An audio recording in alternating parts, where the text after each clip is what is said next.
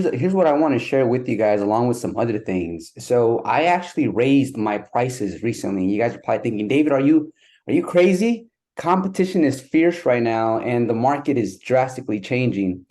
But I bumped up my prices on both the 360 booth and the photo booth. I did it on both styles just because my values and my perspective in business is changing, and I'm going to share that perspective with you. If one of us jumps into the photo booth industry and we are looking at it like, okay, well, I want to make sure that I get bookings right away. Let me go see what Jose is doing. And then I'll go to Jose's page and I can see that Jose has a 360 booth available for 2 hours at $500, right? So then in my eyes, I'm thinking, okay, Jose is charging $500 for the 2 hours.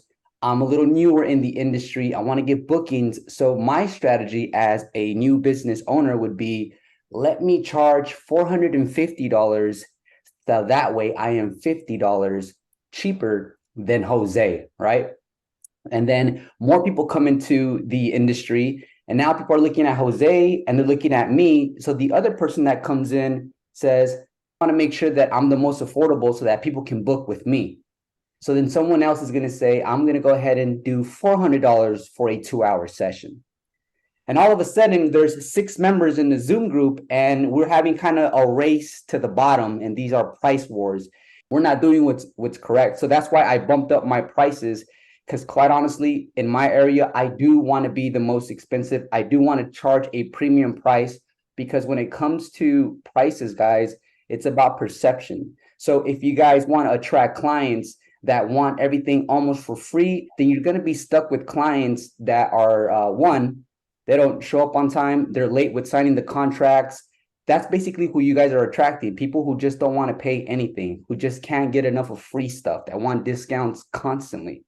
For me, as you guys know, I've been in the industry close for 2 years now, and I want to align myself with a certain particular avatar, client, and they're willing to pay premium pricing and they perceive the value at the price that they're actually paying. So when they do that, now they're more emotionally tuned with who they're booking versus, and I'm just using Jose as an example. Instead of me looking at Jose's business, for example, say he's charging way cheaper than me. So then when I book Jose, I'd be like, okay, just that was just a little bit of money that I had left over. I'm just going to throw in an affordable booth. Go ahead and put him there in the corner. But if you are charging a premium price and that's the perceived value, and you actually bring that value and confidence to the actual consumer, your avatar, then basically saying, we hired a high-end photo booth. We want to put them right in the center. We want to make sure that everyone uses it. So now it's perception. And guys, I raised my prices for both the photo booth and the 360 booth, and I'm still being booked. So the reason I'm sharing this with you guys is because I know a lot of us have that mentality where we just want to be the most affordable so that we can get the most bookings. But quite honestly, and Amber has been in the industry for a long time, so I just want to get her thoughts. She's been in the industry way longer than I have. My thought is, we're not here to get as many people as possible, as many bookings as possible. We're here to make the most money as possible. That's it right there. When I had a business back, I want to say over 10 years ago, I went into the business trying to be $5 cheaper than my competition. And I thought to myself, how's my competition charging so much money? Are they going to get any clients? So my mind, zero business experience was just to get as many clients as possible so I can do as many phone repairs as possible. And I ended up with a lot of clients, a lot of volume. I had to hire someone else. But then I was wondering, how can that guy charge so much money? Well, that same guy that was charging so much more money, a premium price for his iPhone repairs, he was the one that was opening up more storefronts because now he had enough capital and more money coming in because he wasn't focused so much on how many people, but how much more money he was going to make. And he was able to use the capital to scale. And I was still, let's just be honest, I was still the small timer, the small business owner, just get very, very busy, but not as much profit margin. So that's going to hurt how much I can pay my employees. That's also going to delay how long it's going to take me to get to a certain level in business.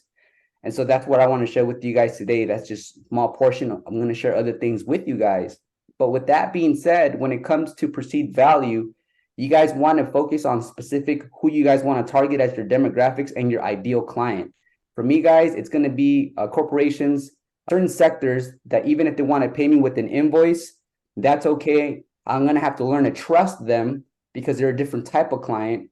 And we're just going to have to move forward. If even if it's a 30-day net and they pay me 30 days after the event, as long as they put the deposit down, I know that I'm going to gain clients long term. One of the cool things right now, another victory that I want to share with you guys is that I have a particular school that's booked me for the 4th time. I've been in business almost 2 years. And ever since they did business with me this year, they want more Canary Capital Rentals and more of me. And that's a huge compliment. And that just lets me know that, okay, yeah, these are the type of clients that I want. And they never complain about the price. So I just thought in my heart and in my mind, I wanted to motivate you guys to just reevaluate one, your business plan, and then reevaluate your time, your value, how you value yourself. There's going to be people that jump into the industry that just want to make an extra $1,000 a month, and that's totally fine. That's totally cool because that's their journey, that's their mission. But my mission, guys, is I want to make over $100,000 with a photo booth business just with one location.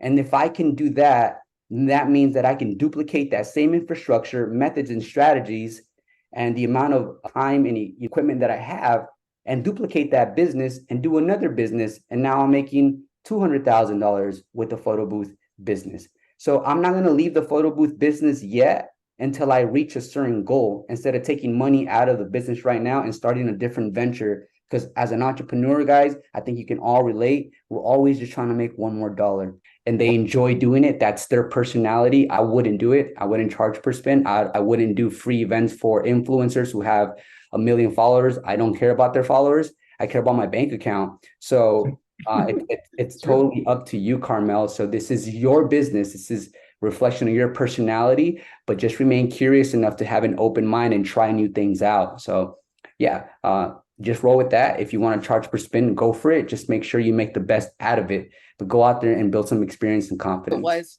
Yeah, and I would say that the worst thing that the wedding planner said to me was, "You're really affordable." So I think it's time to my prices. I was the only photo booth in the Columbus area they could find that would do printing. And then they loved me and loved my service. When she's like, "You're really affordable." I'm like, "Yeah, I just found out you paid $500,000 for this wedding." But that's not exactly my normal clientele because I'm more outside of Columbus. So I think I will be raising my prices here soon. Yes. And I've noticed when you do stuff for people, when you get clients who just want it a couple $100, they will want everything and they will pay for nothing.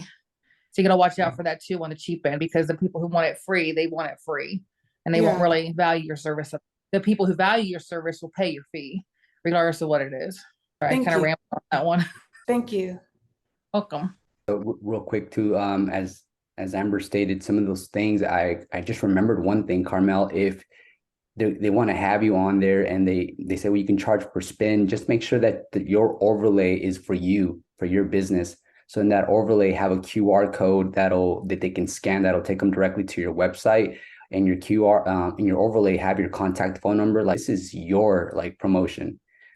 So take advantage of that overlay, because when they go to post those videos on social media, the overlay has all your information. So that's like your virtual / business card out there floating on social media. So when I started the 360 photo booth, I didn't know David. So when I saw his video and it started, I wanted to get out of my body and kick myself, because the price that he was showing and the price that I bought the photo booth, it was crazy, because I bought my photo booth for $8,000 from Revo Speed.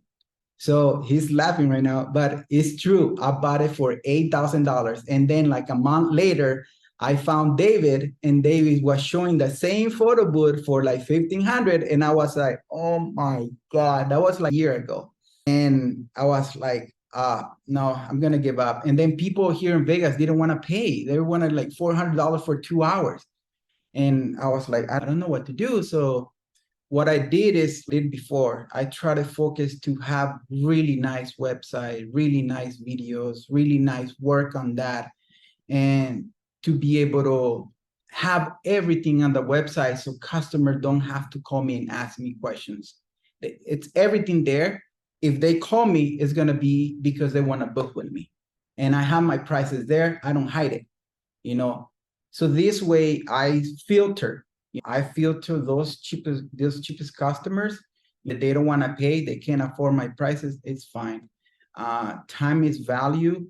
So I feel like, okay, so if they're gonna reach out to me and they want my price and they're willing to pay that price, it's fine. So I can say now that I was with all the events that I have now, I was able to pay it off the photo booth.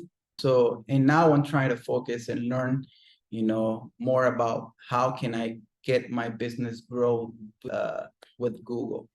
I also want to make sure that my quality is by far the best quality. So I've been looking into different things, and one of them was, I'll show you. This is a Canon R7. This camera's worth $1,500, not including this lens. I had a larger lens on it, and when I reached out to my manufacturer, I asked them if they can send me a arm that's going to be a lot more stable and reinforced so that I can capture 360 videos using a Canon R7, which is going to give me the videos that I think you probably guys seen in the past.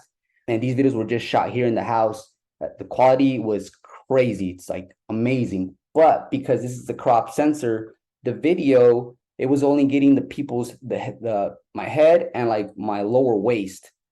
And so to extend this further out, it pulls a lot of strain on the arm. Plus, this is a lot of weight. The U200 Lite plus this, plus the iPad. So I'm looking for alternatives right now to still have the best quality in the industry. And now I'm looking into the GoPro 10, 11, and the 12. What I like about Hero. Have you tried the Hero? Yeah, that's what I'm talking. Yeah, that's what I'm talking about right now, Jose. So the Hero, the GoPro 10 Hero, what I like about that specific model, it has face detection.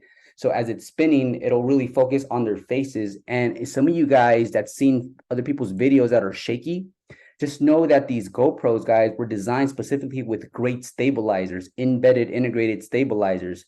That's why people that do Red Bull, people that do biking, motocrossing, all that stuff, they use GoPros just because it helps with the stabilization. So as I dive more into it and I better my production, I'm going to share everything that didn't work for me, but most importantly, the things that actually worked for me so that you guys can improve your 360 booth production as well.